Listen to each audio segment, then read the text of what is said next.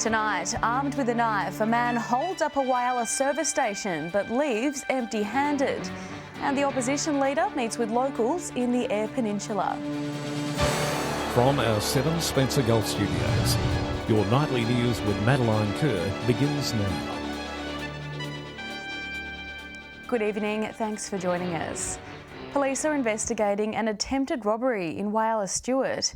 Just before 11:30 on Tuesday night, police will allege a man approached the night window of a service station on McRitchie Crescent before producing a knife and demanding cash. Thankfully, the attendant wasn't physically injured and the man got away empty-handed. Despite the good outcome, SAPOL are still looking for the alleged offender. He's described as being 170 centimetres tall, with dark shoes, dark tracksuit pants with an Everlast logo on the side, and a dark hooded top. He was also wearing a black face mask. Anyone with information is asked to call Crime Stoppers.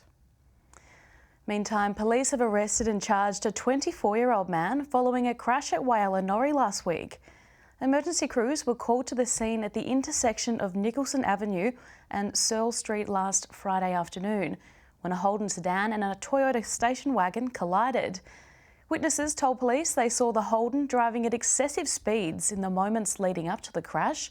He was taken to Whyalla Hospital for treatment, while the driver of the Toyota, a 40-year-old woman from Whyalla, was not injured. The 24-year-old has been charged with driving while disqualified and driving in a dangerous manner. He's been remanded in custody and is set to appear in Port Augusta Magistrates Court on Monday. It wasn't the result the Liberal Party wanted at this year's state election. However, it did pave the way for its new figurehead, David Speers. The leader of the opposition made his first pilgrimage to the Eyre Peninsula in his new role today, taking the time to talk to locals about regional issues. He's no stranger to the Eyre Peninsula, but this time David Speers is back and in a brand new role. The former Environment and Water Minister now taking on the challenge of leading the opposition, and he is doing so with some new faces. Now I'm back as the leader of the opposition with a fresh new team and a very fresh approach. I'm out to modernise the Liberal Party, its processes, its structures, the way it does business. The member for Flinders also taking the time to speak with local businesses and the people of the region. To be able to hear directly from community members on the ground, to hear from councils, local government, and to make sure that that message is being heard firsthand by decision makers and that we can be active in opposition to develop policy. The opposition leader is keeping an eye on the desalination site committee, a project he was once heavily involved in. They are still working under the auspices that I gave them as the Environment Minister. I challenged them in a really positive way to work with the community to find a site for a desalination plant. We all know that this community needs water security. Concerns of losing the Ceduna Community Library continue to grow after a special education unit was planned as an election promise. Topic that was raised was the community library there and its co-location in the school. That was a commitment of the Marshall Liberal government. We're worried that is one that will fall away under Labor now they're in power. Henry Millick, 7 Spencer Gulf News. The town of Quorn has received its trophy for winning the state's Best Tiny Town Award. With the win under their belt, they'll now go on to represent South Australia at the National Awards later this year. One of our smaller towns continues to win big. Flinders Ranges Council now have the trophy for being one of South Australia's top tourism towns. A result of us winning the Tiny Towns Award for South Australia, which we're really thrilled about. The award coming as a pleasant surprise for the council, who have been occupied with various restoration projects. It's one of those things where, it goes on your wish list and we weren't really expecting it. We're only halfway through our streetscape plan. With the painting of buildings, the growing of a community bush garden and the paving of footpaths making the town look a treat for visitors. It goes without saying, yes, council has been planning for a while, we've been working at it for a while, but it wouldn't happen without the volunteers. You know, this stuff that's what it rests on, the shoulders of volunteers. With the town holding 2 large events in the coming months, the Flinders Ranges Council is optimistic that Quorn will get plenty of attention and may be able to take out the National Tiny Town Award later this year. showing the country what a great place it is to live. We don't have issues of bringing people through our community. A lot of what we're doing is an enticement. We want new businesses in our community. We would love to have people move here. We want to grow our community. Edward McCarroll, 7 Spencer Gulf News. Still to come tonight, Power of the People, the group of mums behind a much-needed park upgrade in Port Pirie. And Broken Hill City councillors talk rates and weather radars in the Silver City.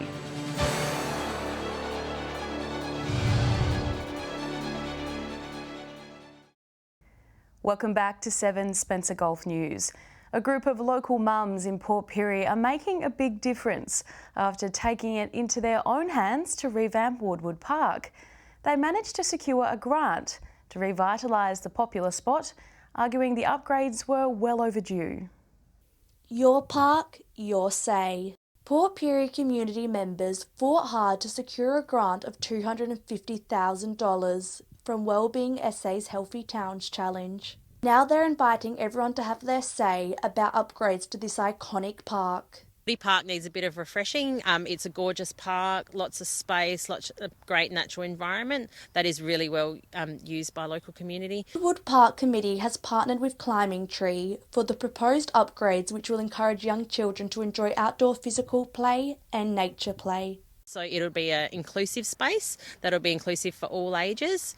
It's really handy. We're going to have a nice viewing deck for older residents, especially with Lil Home just behind me, that they can go and sit up there with their wheelchairs and watch the children play. Proposed upgrades will also include a bike track for young children, a half-court basketball facility and upgraded toilet facilities. It's a playground that the community have lots to say about. Everyone we seem to talk to have fond memories of Woody Park, so we really want to honour its heritage. The Woodwood Park Committee encourage everyone to have their say on the upgrades. Community consultation closes 5 p.m. this Friday. Annabelle Francis, 7 Spencer Gulf News. Broken Hill City Councils voted in favour of increasing the rates the mines will have to pay, while also helping out local businesses. Rates were just one of the hot topics up for discussion at last night's monthly meeting. Rates were a big talking point amongst Broken Hill City councillors at the monthly meeting last night. Here in the far west, they're on the rise. So 2% of the total increase, so it's more than 2% for the mine, but they'll take up 2% of the total, so it works out about $340,000, which is a considerable increase. The increase will come off of the business and commercial rates, which will see the industrial area and local businesses benefit, with the figure returning to what they were before an increase in 2019-2020. That was a big impact, and for many small operators out there it would have been the end of their businesses, so that was something we pledged as a group to do.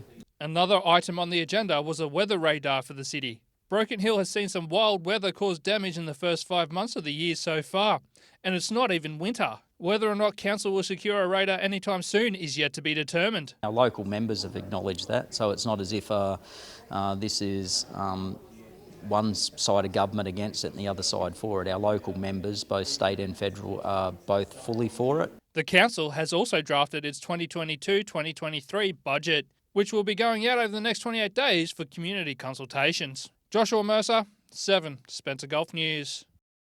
Stay with us after the break. The Independent Law Reform Institute travels to its next destination, seeking regional input from locals. And more than just a library, the Community Hub offering free insight into the history of local buildings in Barra.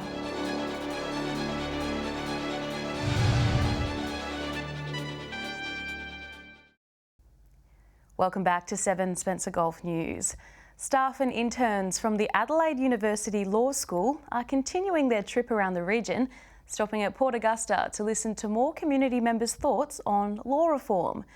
It's hoped the trip will encourage the young professionals to return to the regions, where the work they do is desperately needed. Travelling north to find the answers. The South Australian Law Reform Institute stopping in at Port Augusta to hear more perspectives from people living in regional and outback Australia. The regional perspective is really important. It throws a whole lot of different perspectives on how law applies. The further away from the big cities you go, quite often the more problems that arise. Visiting Port Pirie last week, the Institute is travelling across the Spencer Gulf to speak to local Indigenous communities about mental health and vulnerable adult safeguarding. And we had a very valuable and insightful session today with some of the local elders in Port Augusta, throwing up a really important perspective on law reform in these sensitive areas. They say a key point raised by local elders is that there's a lack of regard for historic and continuing mistreatment of Indigenous people in these areas. Colonisation, the stolen generation, intergenerational trauma. Now these are very powerful issues that affect everyday community, and particularly we heard of some of the problems currently happening in Port Augusta. For the student interns, the trip has also doubled as an opportunity to see what work there is for lawyers outside of metro locations. So amazing to speak with the people in the community. I think particularly in Adelaide and at law school we get very, pigeonholed into big commercial firms, and we don't often get to experience, what opportunities we have in the country. Edward McCarroll, 7 Spencer Gulf News. Borough Community Library is so much more than just books. It's a hub for the community to connect and learn. In June, local historian and author Meredith Satchell is hosting free sessions for the community to learn about the history of their homes. Want to learn about the origins of your home but don't know where to start? Look no further than historian and author Meredith Satchell, a borough local who is passionate about the history of the tourist town. I'm getting older now, and I want to be able to pass the information that I have got onto other people. Specific software is needed to research homes in borough, something Meredith is familiar with.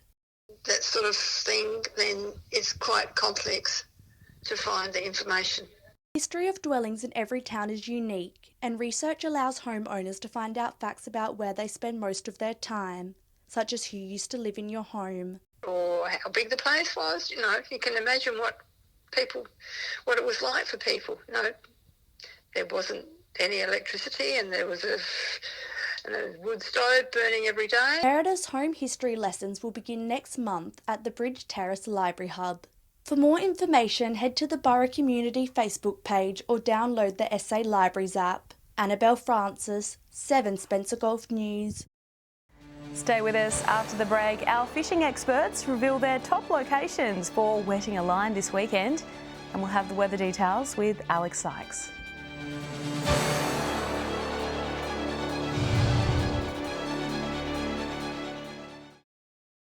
Welcome back to 7 Spencer Gulf News. The Ramblers Netball Club is looking for a swish this season, celebrating 75 years. The Cummins Ramblers are already looking ahead to July, where they'll host a celebration after facing off against United Yalana. A major milestone for the Ramblers Netball Club and its supporters. The club is looking to score goals on and off the court while celebrating its 75th anniversary. Yeah, really excited. 75 years, have got a great rich history. We've had lots of successes over the years, I suppose, and just, really looking forward to being able to celebrate with all our past members and supporters, I suppose. Over the weekend of the 2nd of July, the club will sport its heritage uniforms when they host United Yalana. A formal dinner will follow, giving players and supporters the chance to hear from a range of guest speakers. We've got a plan for a dinner on the Friday night, which will be catered for, and we'll have all our past members. Got some guest speakers coming along, and then have a fashion parade to celebrate our, obviously our uniforms, and then just enjoy each other's company. Jody says the club has come a long way since its origins. Ramblers was originally in 1946, was a team called Cockaleachy, changed in 1947, and then a Great Flinders Netball Association formed also in that year. 4 senior sides will take to the court along with a handful of junior teams. Despite some inconsistencies with participation across the region, players are still enjoying their netball. I guess this year's probably a bit light on for numbers, and we have been for a few years, but that's probably synonymous with the country anyway. The girls are having a great time, and we're really proud of them because girls are playing across a couple of different grades. The club encouraging all to come along to the celebrations in July. Henry Millick, 7 Spencer Gulf News. Today is Thursday, which means it's time to check in with our fishing experts across the Spencer Gulf. Let's kick things off with Jamie Crawford in Port Lincoln. G'day and welcome to Fishing Tips in Port Lincoln. We'll start over the Coffin Bay side, and there's been quite a bit of activity within the bay system. There's been some nice whiting, some nice garfish and salmon trout in the usual spots within the bay. There's also been a few gummy sharks late in the day as well. Out wide of the bay system, there's been some nice nanagai and a few queen snapper up around Coles Point.